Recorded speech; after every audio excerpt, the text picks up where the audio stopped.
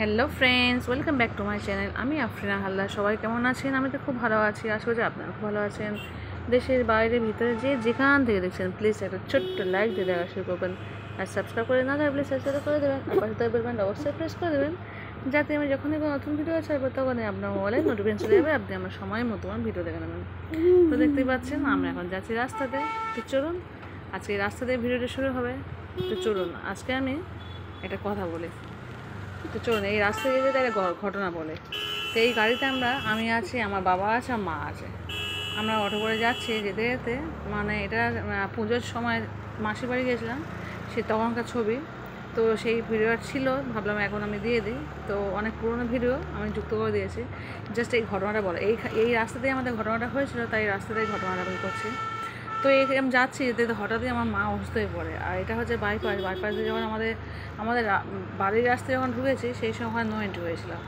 তো অটো তো ঢুকতেই দেবে না, কোনো মতেই ঢুকতে দেবে না। বাইপাসে কোনো অসুবিধা নেই, বাইপাস দিয়ে আমরা গিয়েছি।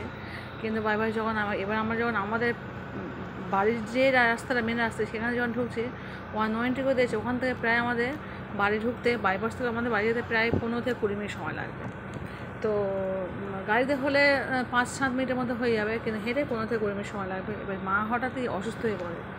তো কী করবো, সেখানে তো কিছু করার নেই। এবার ওখানে গিয়ে দেখলাম পুলিশ তো পুরো ভরে গেছে, মানে ঢুকতে দেবে না, নো এন্ট্রি হয়ে গেছে।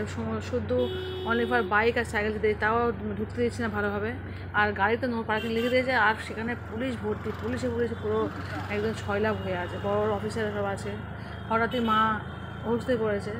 তো মা অসুস্থ হয়ে পড়েছে বলে আমরা ওখানে গিয়ে দাঁড়িয়ে আছি, যে যদি স্যার আমাদের ঢুকতে দেয়। তো দেখছি ঢুকতে দিচ্ছে না। তো আমি আবার নিচে নেমে স্যারকে বললাম যে স্যার, আমার মা তো খুবই অসুস্থ, আপনি আমাদেরকে যেতে দিন বাড়িতে। আমরা অটো করে যাচ্ছি, আবার 5-7 মিনিটের মধ্যে অটো পেয়ে বলছে না, নো এন্ট্রি হয়ে গেছে, আমার ছাড়া যাবে না, ও করতে পারমিশন নেই। তবে না, পারমিশন নেই বললে হবে না, তো আমার মা তো অসুস্থ হয়ে গেছে, আর পারমিশন তো আপনার দিতেই হবে, যেহেতু আমার মা অসুস্থ হয়ে গেছে, আমার মা তো বাড়িতে পৌঁছতেই হবে। আর নো এন্ট্রি হলে কী হবে, আপনারা যদি মনে করেন যে কাউকে বাড়ি পৌঁছে দেবেন, সেটা আপনারা ঠিক দিতে পারবেন, তো আপনাকে দিতে হবে এটা বলে। আবার ওনারা সব আরও বড় বড় অফিসার ছিল, অফিসার সব একটু আলোচনা করলো। আর আমার বাবা যেহেতু এই ফোর্সে চাকরি করতো, আমাদের বাড়িতে বেশি সব ডিফেন্স লাইনে চাকরি করে, তো আমি সেই গল্পটা করলাম ওনাদের কাছে, যে আপনাদের রুলস আমি জানি, যেহেতু আমি একটা পুলিশ ফ্যামিলির মেয়ে বলছি।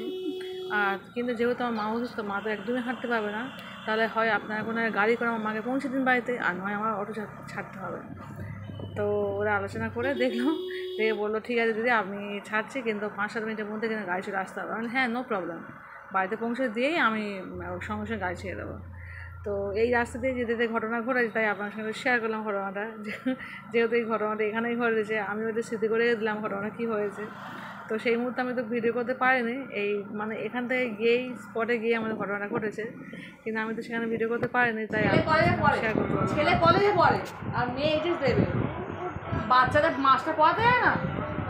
আর বল বলে পাশে পাড়ার ছেলে, সায়েন্সের ছেলে, ভালো ছেলে, বাচ্চাদের অঙ্ক আলে, সায়েন্সে পড়তো, এই অঙ্ক আলে।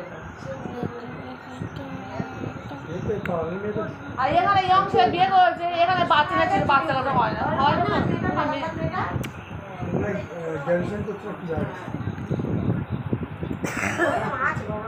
এ মাস্টারের সঙ্গে তুমি বলছো, এ হামেশাই মেয়েদের আছে, হামেশা।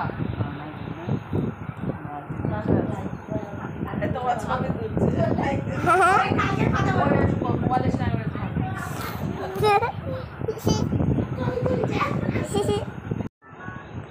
সে তো হবে।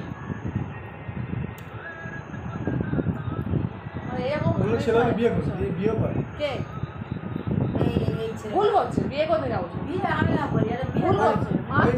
ওই মেয়ের পড়াশোনার খরচা সব কিছু কত চাই না, বেলায় হয়ে গেছে, বয়স হয়ে গেছে, বেড়ে দেওয়া যায়। হায়দ্রাবাদে পড়াশোনা আর ওর পড়াশোনা তো সব সলিউশন হলে কি দেবে?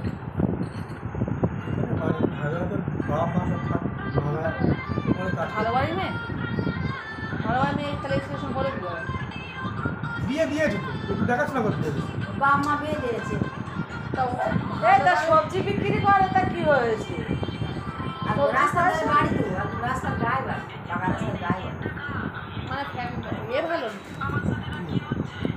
মেয়ের বাপ ভালো না না, এর বাপ ভালো, এর বাপ ছেলের আর্থিক অবস্থা কেমন?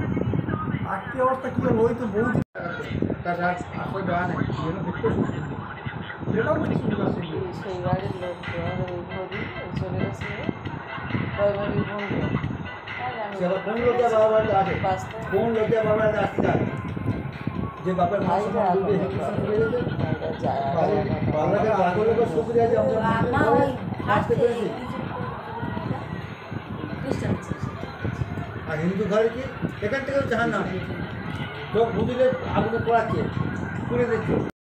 Hello friends, good morning everyone. সবাই কেমন আছেন? আমি তো খুব ভালো আছি, আশা করছি আপনারা সবাই খুব ভালো আছেন। তো প্লিজ যেখানে আছেন প্লিজ লাইক দিয়ে কন্টিনিউ করবেন, অবশ্যই চেষ্টা করুন ফিল ওয়াচ করার। তো দেখতে পাচ্ছেন রুটি ছেঁকে দিয়েছে ছেলে পড়তে চলে গেছে, 3টে রুটি মাত্র দিয়েছি, একটা খেয়েছে, 2টো রেখে দিয়ে চলে গেছে, বললো মা খেতে ভালো লাগছে না। তো যাই হোক, বললো মা তুই 2টো খেয়ে নেবে, ও একটাই খেয়ে চলে গেছে। আর এদিকে বাবা বাজারে গিয়েছিল, বাজারে দেখুন কত সুন্দর চিংড়ি নিয়ে এসছে। তো চলুন এই রুটিটা খেয়ে নিয়ে আগে, নিয়ে তারপরে চিংড়িটা বাছতে যাবো। আর ছেলে তো পড়তে চলে গেছে, ছোটো ছেলে এখন ঘুমাচ্ছে। তো চলুন খাওয়া দাওয়া করে রান্নাবান্না শুরু করে দিই। থালা বাসন মাজতে হবে, থালা বাসনটা কালকে রাত্রে মেরে নিয়েছি, সেই কারণে খুব বেশি নেই। তো এই মুহূর্তে সেই কারণে কিছু করবো না, রুটিটা খেয়ে নিয়ে না চিংড়িটা বাছবো, বেছে নিয়ে রান্না শুরু করে দেবো। তো বাবাকে জিজ্ঞাসা করলাম, ওর বাবা বললো ঝিঙে আলু আর পুঁইশাকের ডাঁটা আছে ফ্রিজে, পুঁইশাকের ডাঁটাতে ঝিঙে আলু দিয়ে এই চিংড়ি রান্না করো। তো চলুন সেই মতো রান্না শুরু করে দেবো। তো প্রথমে রুটিটা খেয়ে নিই, ব্রেকফাস্টটা করে নিয়ে তারপরে আমি চিংড়ি বাছতে যাবো। তো প্লিজ যেখান থেকে আছেন প্লিজ লাইক দিয়ে কন্টিনিউ করবেন, চেষ্টা করবেন ফুল ওয়াচ করার। তো চলুন। হ্যালো ফ্রেন্ডস, দেখতে পাচ্ছেন একটাই মাত্র আলু নিয়েছি, বেশ বড় সাইজের আলু লম্বা লম্বা পিস করে নিয়েছি। আর 4 থেকে 5টা আমি ঝিঙে নিয়েছি, বেশ লম্বা লম্বা পিস করে নিয়েছি। আজকে ছোটো ছোটো পিস করে বেশ লম্বা লম্বা পিস করে নিয়ে দেখতে পাচ্ছেন। তো চলুন আজকে চিংড়ি দিয়ে রান্না করবো। চিংড়ি বেছে নিয়েছি, আর নিয়েছি আদা রসুন, একটা ছোটো সাইজের পেঁয়াজ নিয়েছি, 4-5টা কাঁচা লঙ্কা নিয়েছি 200 গ্রাম চিংড়ি নিয়েছি, চিংড়িটা সুন্দর করে বেছে নিয়েছি। তো চলুন চিংড়ি দিয়ে আজকে আমি এই ঝিঙে আলুর রান্না করব। তো চলুন প্লিজ লাইক দিয়ে কন্টিনিউ করবেন, অবশ্যই চেষ্টা করুন ফুল ওয়াচ করার। তো চলুন কীভাবে রান্না করে দেখাচ্ছি। প্রথমে আমি আদা রসুন পেস্ট করে আনি, আজকে কোনো মশলা দেবো না, জাস্ট আদা রসুন দিয়ে রান্না করে দেখাবো আপনাদের সঙ্গে। খুব অল্প তেল ভাড়া দিয়ে রান্না করা হবে। আমার চ্যানেলের প্রতিটা রান্নাই কিন্তু খুব অল্প তেল ভাড়া দিয়ে হয়, তো আজকেও সেইভাবেই শেয়ার করছি। চলুন প্রথমে আদা রসুন পেস্ট করে নিই, তারপর কথা হচ্ছে। দেখতে পাচ্ছেন আমি আজকে মিক্সিতে যাচ্ছি না, জাস্ট হামানদিস্তে পেস্ট করে, যেহেতু শুধু আদা রসুন সেই কারণে শুধু হামানদিস্তে পেস্ট করে নিচ্ছি। তো চলুন পেস্ট করে ফিরে আসছি। তো দেখতে পাচ্ছেন পেস্ট করা হয়ে গেছে, চলে এসেছি গ্যাসে একটা কড়া বসিয়ে দিয়েছি, দিয়ে দিচ্ছি অবশ্যই সর্ষের তেল। অবশ্যই চেষ্টা করবেন সর্ষের তেলে রান্না করার জন্য। তো চলুন খুব অল্প পরিমাণ তেল দিয়েছি, খুব বেশি তেল দেবো না। তেলটা দিয়ে আমি প্রথমে আলুটাকে ভাজা করে দেবো। তো চলুন তেলটা গরম হয়ে যায়। দেখতে পাচ্ছেন তেল দিয়ে দিয়েছি, তেলটা আমার গরম হয়েও গেছে। তো চলুন এবার আলু টুকরোগুলোকে দিয়ে দিচ্ছি। তো আলুগুলোকে আমি এই তেলের মধ্যে ভালো করে একটু ভাজা করে নেবো। ফিরে আসতে পুরো 2 মিনিট পরে, 2 মিনিট ধরে এটা আমি সম্পূর্ণ তেলে ভাজবো। চলুন আসতে 2 মিনিট পরে আমি আলুটা কিছুই দেবো না, না হলুদ না লবণ, শুধু জাস্ট ভাজা করবো। 2 মিনিট পরে ফিরে আসছি। দেখতেই পাচ্ছেন ফিরে আসতে পুরো 2 মিনিট পরে, 2 মিনিটের মধ্যে দেখতে পাচ্ছি আমার আলুগুলো অনেকটা ভাজা হয়ে গেছে, আর প্রায় 60% আমার সিদ্ধ হয়ে গেছে। তো চলুন আমি এবার আলুগুলোকে একটা চামচ সাহায্যে তুলে নিয়ে আবার পরে ফিরে আসছে। চলুন একটা চামচ নিয়ে আমি একটা বোল নিয়েছি, বোলের মধ্যে একটা সব তুলে নিচ্ছি।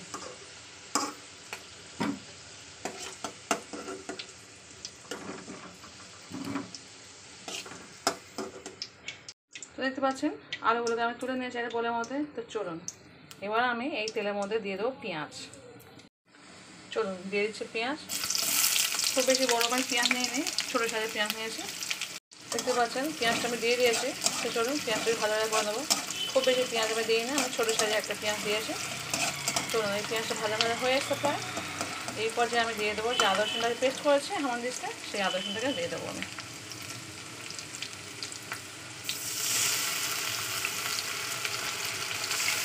অল্প একটু জল দিয়ে ধুয়ে দেবো, খুব অল্প পরিমাণে জল দেবো।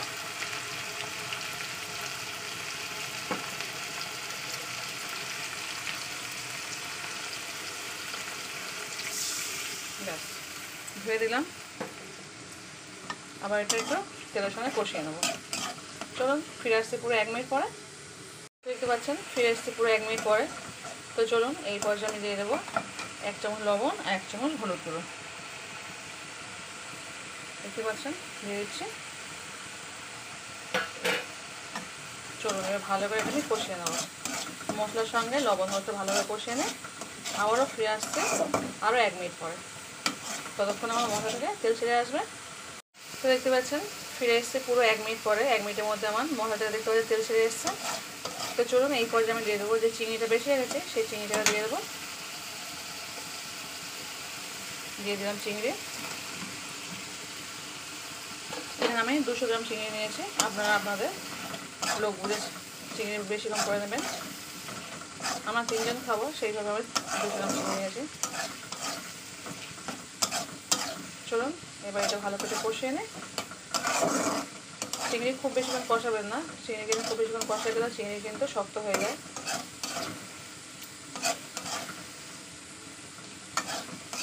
চলুন এই উপরে আমি যে ঝিঙেটা কুটিয়ে গেছি লম্বা লম্বা করে সেই ঝিঙেটাকে দিয়ে আবার একটু কষাবো। আমার কিন্তু 1 মিনিট প্রায় হয়ে গেছে। দেখতে পাচ্ছেন আমি কিন্তু চিংড়িটা দেওয়ার পরে প্রায় 1 মিনিট পরে কিন্তু আমি 1 মিনিট কষিয়েছি। তো 1 মিনিট পরে কিন্তু আমি দিয়ে দেবো এবার যে ঝিঙেটা কুটিয়ে গেছে সেই ঝিঙেটা দিয়ে দিচ্ছি। ঝিঙেটা কিন্তু আমি আজকে একদম লম্বা লম্বা করে দিয়েছি, দেখতে পাচ্ছেন একদম লম্বা লম্বা পিস করেছি। তো চলুন এই একটা আলু রয়ে গেছে, খেয়াল করে নাও তো। থাক, এটা সরু মতো আলু আছে, অসুবিধা হবে না, কষিয়ে নেওয়ার সঙ্গে সিদ্ধ হয়ে যাবে। বাকি এক সপ্তাহ আলু আমি ভেজে নিয়েছি তেলের মধ্যে না। চলুন এবার এর সঙ্গে আমি কষিয়ে নিই। ফিরে আসছে আবার 2 মিনিট পরে, ভালোভাবে কষিয়ে নিই। 2 মিনিট পরে ফিরে আসছে। ফ্রেন্ডস দেখতে পাচ্ছেন চলে এসেছি পুরো 2 মিনিট পরে। আর দেখতে পাচ্ছেন 2 মিনিটের মধ্যে কতটা জল বেরিয়েছে সবজি থেকে, সেই কারণে এখানে জল দিতে লাগে না। আর খুব মাখা মাখা করবো সেই কারণে একটুখানি জল দেবো না, অল্পই জল দিয়ে আমি তরকারিটা করবো, একদম মাখা মাখা তরকারি হবে। তো চলুন এই পর্যায়ে আমি ঝিঙেটা অনেকটাই সিদ্ধ হয়ে গেছে 2 মিনিটের মধ্যে। আর কিন্তু নরম সবজি সবাই জানেন খুব তাড়াতাড়ি সিদ্ধ হয়ে যায়। আর বেশ লম্বা লম্বা করে সবজিগুলো নিয়েছি, মানে দেখতে কি সুন্দর লাগছে। আমি সাধারণত এরকম সবজি করে নিই না, তো আজকে কী মনে হলো একটু নিই। বেশ লম্বা লম্বা করে সবজিগুলো নিয়েছি, দেখতে খুব ভালো লাগছে, বেশ অন্যরকম লাগছে। তো যাই হোক চলুন এবার এই পর্যায়ে আমি দিয়ে দেবো আলুটাকে, যে আলুটা আমি ভেজে রেখেছি দিয়ে দিচ্ছি। তো দিয়ে দেবো আলুকে। এবার চলুন আলুটা দিয়ে আমি একটু আরও 1 মিনিট কষিয়ে নেবো। চলুন 1 মিনিট পরে আমি ফিরে আসছি, 1 মিনিট আমি কষিয়ে পরে ফিরে আসছি। তো দেখতে পাচ্ছেন ফিরে এসেছি পুরো 1 মিনিট পরে। 1 মিনিটের মধ্যে কিন্তু আমার অনেকটাই সিদ্ধ হয়ে গেছে আলু আর ঝিঙে। তো কষাটা দারুণ হয়েছে, দারুণ একটা ফ্লেভার বেরোচ্ছে চিংড়ির যে ফ্লেভারটা। তো কী বলবো, আমি এখানে তারা বুঝতে পারছি, আপনাদের ওখান থেকে বুঝতে পারছেন না। তো যাই হোক চলুন আমার রান্না কিন্তু প্রায় শেষে পর্যায়ে। এবার আমি এটাকে অল্প একটু জল দেবো, দিয়ে আমি আবার একটু কষিয়ে নেবো। অল্প একটু জল দেবো, খুব অল্প পরিমাণ জল দেবো। জলটা দিয়ে দিয়েছি, একদম মাখো তরকারি হবে, খুব বেশি কিন্তু ঝোল ঝাল হবে না। চলুন এবার এই পর্যায়ে আমি এটাকে চাপা দিয়ে দেবো। ফিরে আসবো পুরো 5 মিনিট পরে। 5 মিনিটের মধ্যে আমার রান্না কমপ্লিট, যেহেতু সবই সিদ্ধ হয়ে গেছে। চলুন যে কাঁচা লঙ্কাটা কুটে গেছে সেই কাঁচা লঙ্কাটা আপনার ছড়িয়ে দিচ্ছি করে। আমার বাচ্চা আছে তাই আমি কিন্তু কোনো গোল লঙ্কা ইউজ করি না বা কোনো কালার জিনিস ইউজ করি না। আমি জাস্ট কাঁচা লঙ্কা তরকারি করি, আপনারা চাইলে কিন্তু গোল লঙ্কা ইউজ করতে পারেন। চলুন এবার দিয়ে দিলাম লঙ্কাটাকে। এবার আমি চাপা দিয়ে দিচ্ছি, ফিরে আসছে পুরো 5 মিনিট পরে। পাক্কা 5 মিনিট মধ্যে আমার রান্না কমপ্লিট। হ্যালো ফ্রেন্ডস দেখতে পাচ্ছেন ফিরে এসেছি পুরো 5 মিনিট পরে। দেখতে পাচ্ছেন একদম শুকনো হয়ে গেছে, ড্রাই কষা হয়ে গেছে। আর কি দারুণ দেখতে লাগছে, অসাধারণ একটা রেসিপি, খেতে যেমন দেখতেও তেমন। তো চলুন ভিডিওটা এখানে শেষ করে দিচ্ছি। পরে কোনো রেসিপিতে ফিরে আসবো। প্লিজ যে যেখান থেকে প্লিজ লাইক দিয়ে কন্টিনিউ করবেন, অবশ্যই চেষ্টা করবেন ফুল ওয়াচ করার। আর যদি খুব ভালো লাগে আত্মীয় প্রথমে শেয়ার করবেন। আমি জানি একদম সিম্পল রান্না, কিন্তু আমি যেহেতু খুব কম তেল মশলা রান্না করি তাই আমি আপনার সাথে শেয়ার করি। আমি এক্সট্রা কোনো তেল মশলা ইউজ করি না, আমি জাস্ট বাড়িতে জাস্ট যেভাবে রান্না করে খাই আমি কিন্তু সেইভাবেই আপনাদের সাথে শেয়ার করি। তো আমি এইভাবে বাড়িতে খাই, সেইভাবেই আমি আপনাদের শেয়ার করছি। এক্সট্রা কোনো মশলা বা কাউকে দেখানোর জন্য কিছু করবো তাও নয়, আমি যেমন খাই তেমনই আমি শেয়ার করি। তো যাই চলুন ভিডিও এখানে শেষ করলাম। পরে নতুন কোনো রেসিপিতে ফিরে আসবো। আজকে এই পর্যন্ত টাটা বাই, আল্লাহ হাফেজ, গুড নাইট। সবাই ভালো থাকবেন, সবাই সুস্থ থাকবেন, সবাই পরিবারকে বেশি সময় দেবেন, নিজে ভালো থাকবেন, অপরকে ভালো রাখার চেষ্টা করবেন। তো চলুন আজকে রেসিপিটা এখানে শেষ করলাম। টাটা বাই, আল্লাহ হাফেজ, good night. Hello friends, welcome back to my channel. আমি আফরিনা হালদার। সবাই কেমন আছেন? আমি তো খুব ভালো আছি, আশা করছি আপনারা খুব ভালো আছেন। দেশের বাইরের ভিতরে যে যেখান থেকে দেখছেন প্লিজ একটা ছোট্ট লাইক দিয়ে দেখা শুরু করবেন। আর সাবস্ক্রাইব করে না থাকলে সাবস্ক্রাইবটা করে দেবেন। আর পাশে থাকা বেল বাটনটা অবশ্যই প্রেস করে দেবেন, যাতে আমি যখন কোনো নতুন ভিডিও ছাড়বো তখন আপনার মোবাইলে নোটিফিকেশন চলে আসবে, আপনি আমার সময় মতো ভিডিও দেখে নেবেন। তো দেখতে পাচ্ছেন আজকে আমি সিম্পলভাবে খুব অল্প তেল মশলা দিয়ে রান্না করেছে, ঝিঙে আলু চিংড়ি দিয়ে রান্না করেছে। তো চলুন ঝিঙে আলু চিংড়ি কীভাবে রেসিপি করেছে, প্লিজ লাইক দিয়ে কন্টিনিউ করবো, অবশ্যই ফুল ওয়াচ করবেন।